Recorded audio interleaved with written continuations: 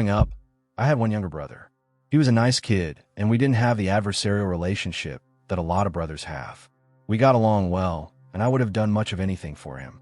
I bring this up because it will help you understand what I did in the story. My parents were pretty well off. We never had to share rooms, which was cool.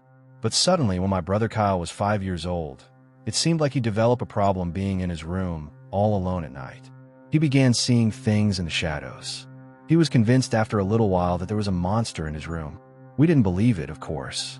He had just first been staying up late and watching television with the family, and we assumed that he had watched something scary and became scared of the dark. So my parents did what most parents would do in these situations. They bought him a nightlight.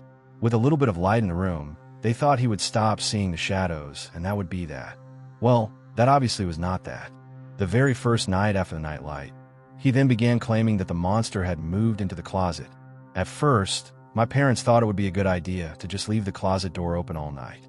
However, Kyle did not like that idea at all, however. So there really wasn't a whole lot we could do then. After about a week of having the nightlight, Kyle had not been getting any better. He was even having a really hard time sleeping. Every morning, he just looked more tired than before, and my parents didn't know what to do. I offered to sleep on the floor in his bedroom for a little while. I thought maybe after doing this for a week, maybe he would get over the fear and eventually be able to sleep by himself. Kyle was pretty happy about it. He was sure that I would be able to protect him from the monster. The very first night, I slept in a sleeping bag on the floor. Kyle fell asleep very early. I was happy that I could help him out like that. It didn't take me very long to fall asleep too. And then something woke me up. I didn't know what it was first off. I looked around the room, which was mildly lit up by the nightlight.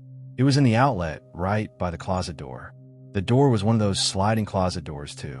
And I kept hearing a noise that I couldn't place. And then it came to me. I didn't figure it out by listening though. I figured it out by looking at the closet door. It was very slowly opening up. It was so slow that it was hard to notice before, but the door was sliding open very slowly. Then, when it was about 3 inches opened, it stopped. I got up timidly and very scared, assuming there was someone in the closet. It took all of my nerve to walk over to the closet, and then I grabbed the door and opened it the rest of the way. I thought I would find an intruder, but there was no one in the closet. There was really nothing out of the ordinary in the closet. It had been opening on its own. I closed the door. I didn't want Kyle to wake up and see it open and be scared again. Then, I went back to bed. It took a while, but I fell asleep. Then, when I woke up in the morning, the closet door was open again. I got my dad to look at the closet. Nothing was wrong with it.